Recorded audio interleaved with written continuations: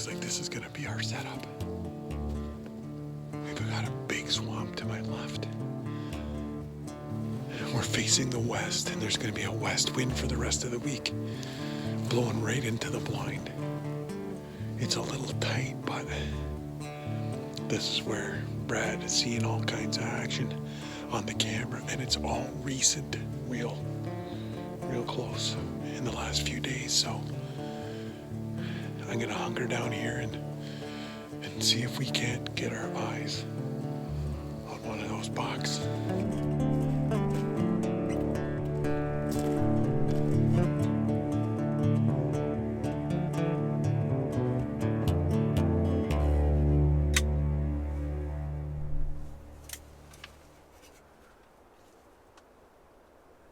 Life offers no guarantees, but the one thing we've learned for sure is that the time we have is indeed precious. The more time we spend with family, friends, and with nature can make the difference between living a good life and living a great one. Join us on our quest to be participants rather than observers, to learn from our mistakes, to share our successes and our failures, as we spend all of the time we have chasing our dreams, fueling our passion, and fueling the fire in the great outdoors.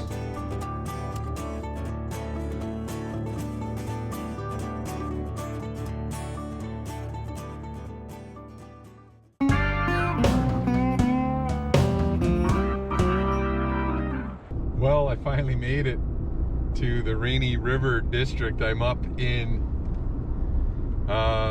a community called Fort Francis. It's a border town, the States and Manitoba and Ontario, and it's the land of big country, backcountry, giant whitetails. I'm headed over to see Brad.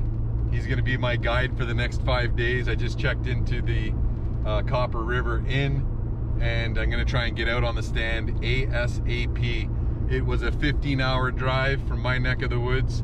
I took a 3-hour sleep in the middle of the night and got back on the road at 4 o'clock this morning.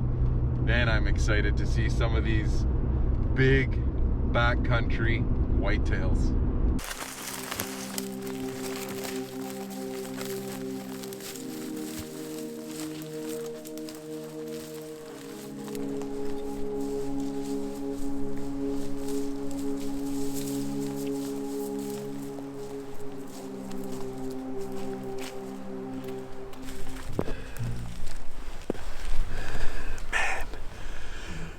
Excitement about hunting new areas, just the potential when you know that there's some decent deer around, and it's the rut, and you're in northern Ontario. I don't know what it does to me, but it just gets me so riled up. We're a ways back in here, but this is heavy timber,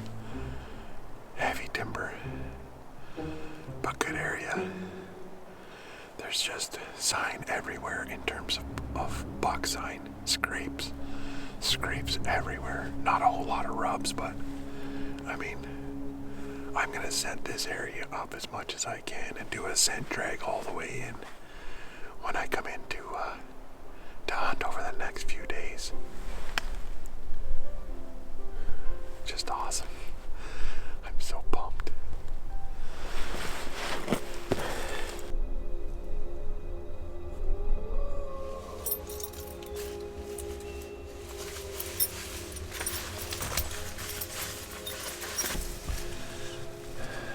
All right. Those are wolves. And that's never a good thing when you're deer hunting. I thought I heard them when we were down at the road. And then once we got set up in here, like, they actually weren't very far behind me here. They're probably chasing deer through that swamp as well, so anyway, that'll push anything out of here for the next little bit. I'd be surprised if I see some action tonight other than these blue jays.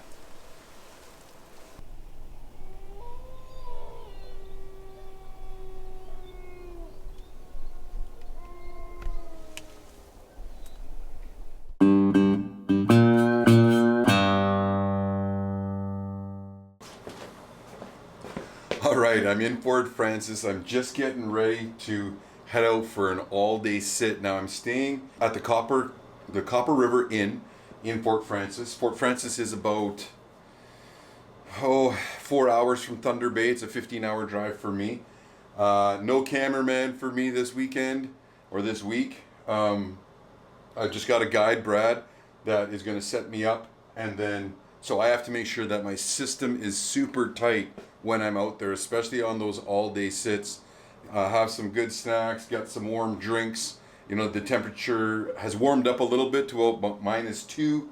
I've got the Benelli is ready to go, and I'm shooting Hornady Superformance ammunition, and I got all my camo, I got the camera gear. I'm just making sure that I have everything I need. This place has all the amenities. It's a great place. It's got some pretty cool decor as well. It's very cottagey or hunt camp like decor. Big moose mount in the main lobby. So a great place to stay and reasonable rates, which is great for this tourism region. And I think I'm ready to go. It's I'm looking at a 10-hour sit today. We're going to do that for the next 4 days, I think. And hopefully one of those shooter bucks comes in.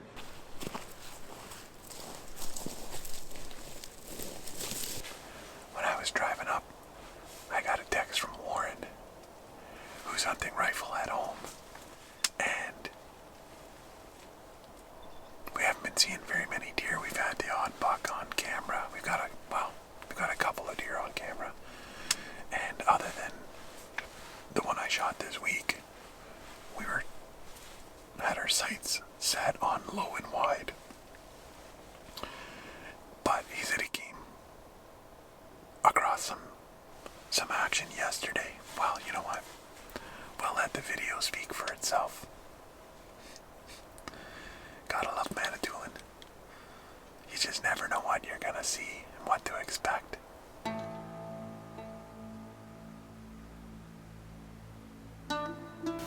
We're after a couple bucks,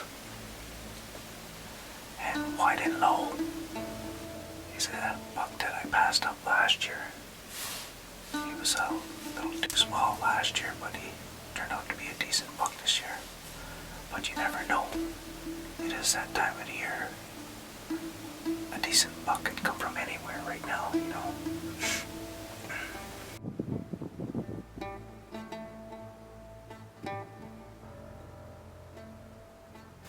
Okay, folks, I got this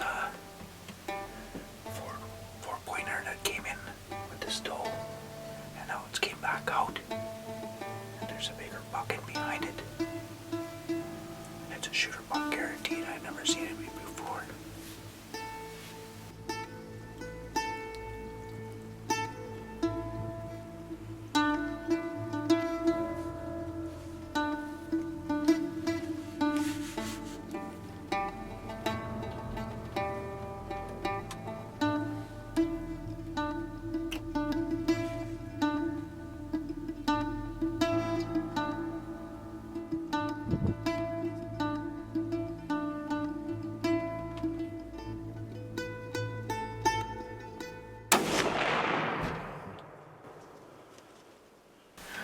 Okay, folks, all I have to say is wow. I'm sitting here and I've just finished. Shot that deer at 75 yards. The blood came out right away. And the deer piled up probably about 15 yards. I had to get on the phone and I text Neil and 2020, folks.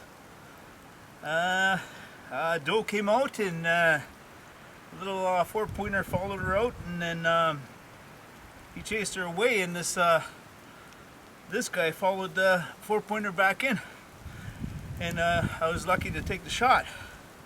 So my 2020 season's done, but I'm very happy. Feel your passion, feel the fire, and get outdoors. you know, we constantly count down the days, just like you guys, for deer season. I don't know what it is.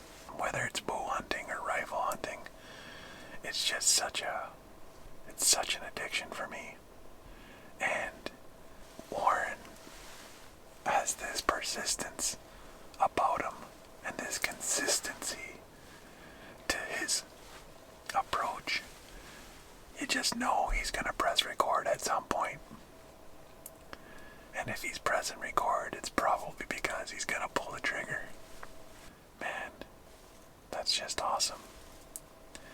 Watching him do that, it fuels my passion. And it fuels me to get outdoors. That was a great buck. Stay tuned, we'll be right back.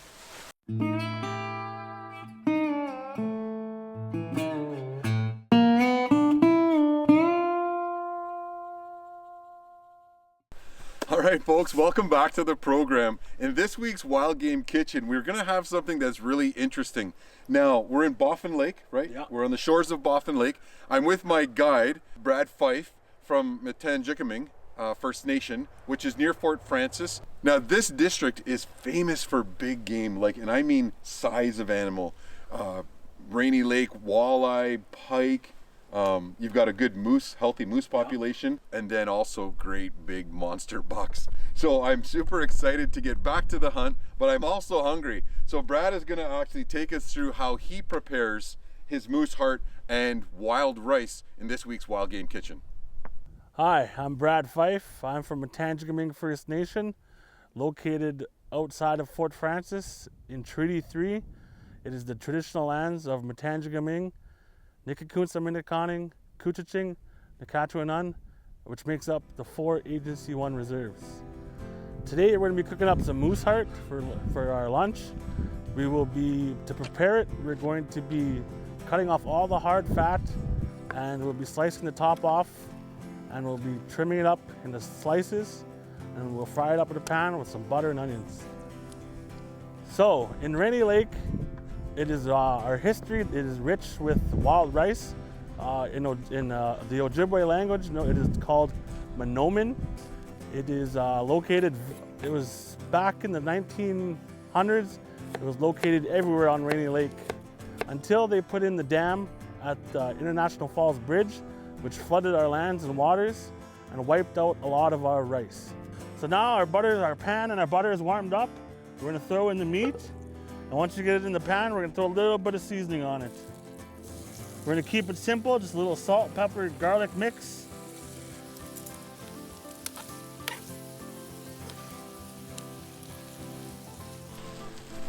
That looks awesome, man. Put some on there. That is delicious, dude. As my job in Metanjicaming, I am the cultural coordinator for my community. We were able to host a wild rice harvesting camp. We invited out young people, adults, and elders, and we were able to go out and take a lot of people out for the first time to harvest wild rice. There's some of the wild rice we hand-picked fresh out of Rainy Lake. We hand-picked it in canoe with our ricing sticks. We then bagged it up. We laid it out on a tarp to dry. We put it in a big metal tub and roasted it slowly over the fire, which released the husks and allowed the rice to dry. And then we ran it through a machine that took the husks off, and then we winnowed it in a basket to get all the husks off, clean the rice, and now we have finished product. We're gonna take our rice in our strainer and we're gonna dip it into the hot oil. And when we do that, it's gonna start popping and sizzling. Oh, that looks tasty.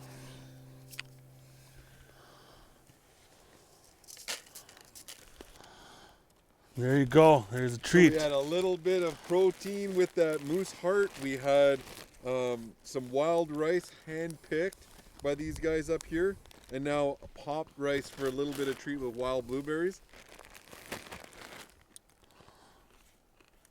What do you think? It's got crunchy, it's like Yeah. a bag of chips almost. It is, man. It's quite the treat. I can't wait to get out there. I'm fueled. My passion is fueled. My energy is fueled. We're going to get outdoors. Now let's get back to that hunt. What a great Wild Game Kitchen. Thanks. I'm hunting with Brad Fife for a couple of really good deer that he has on camera.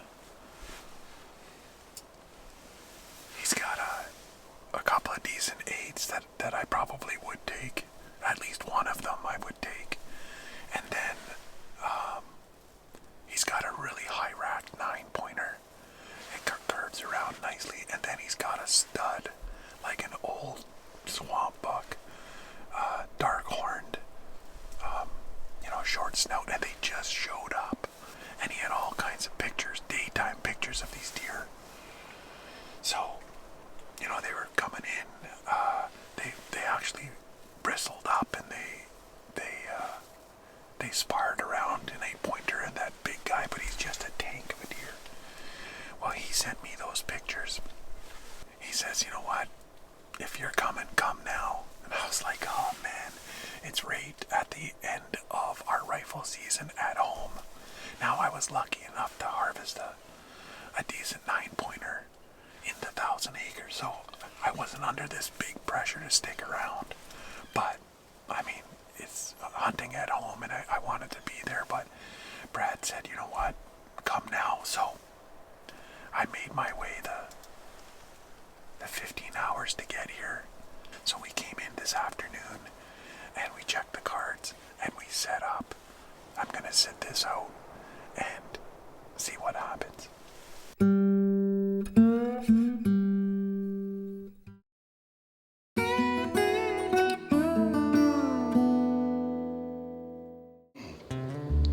All right, I'm all loaded up for a day sit up here in the Rainy Lake District by Fort Francis. I'm hunting with Brad Fife this morning. Can't wait. There's some monster bucks on camera. All right, we're all set up for a morning hunt. I got in here well before daylight. There's a big swamp behind us, and they cruise along this bog. There's sign in here like crazy. I'm gonna get set up here. I'm in here for the whole day. We'll see what happens.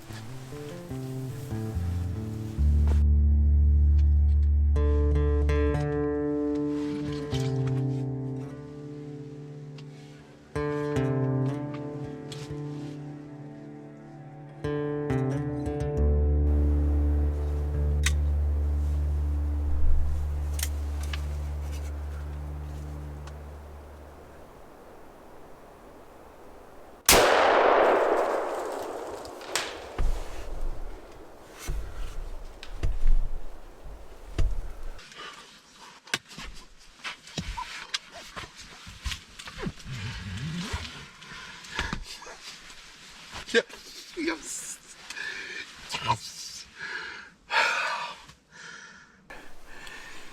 He's way bigger than I thought. Nice and high. Oh man. Oh, this is a great deer Brad had us set up in here.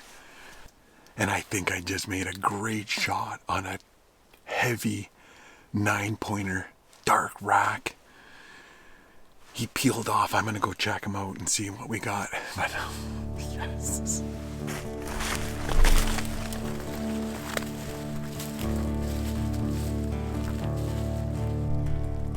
Some good sign.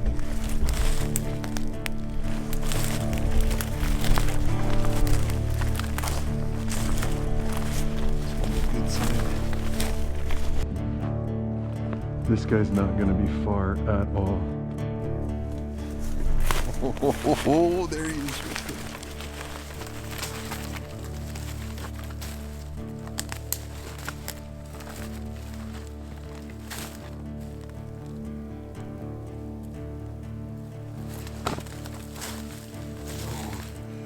This is the big one. Yes.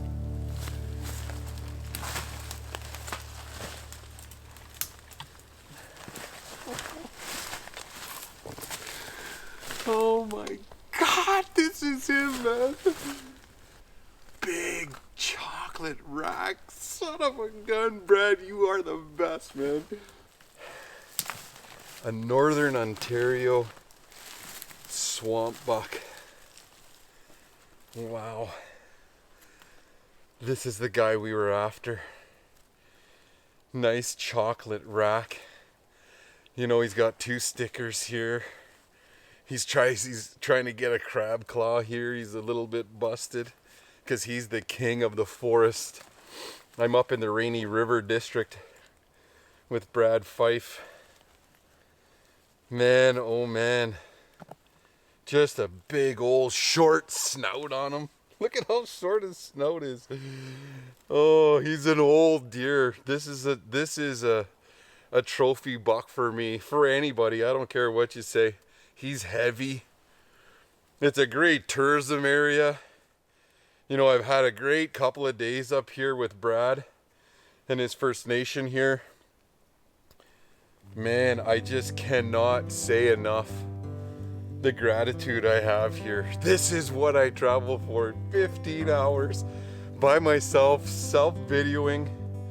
You just chase the prospect of this, of hunting mature whitetails in northern Ontario. It's something else. It just doesn't get old. I just love it. This big brute came out of the swamp this morning at about 8 o'clock and gave me a perfect shot at 20 yards. That's close enough for a bow, but I was lucky enough to not have to worry about any type of target panic, and I just squeezed the trigger on the Benelli Lupo. I can't thank Brad enough. That's fantastic opportunity for myself. We're out here fueling our passion, fueling the fire, and getting outdoors.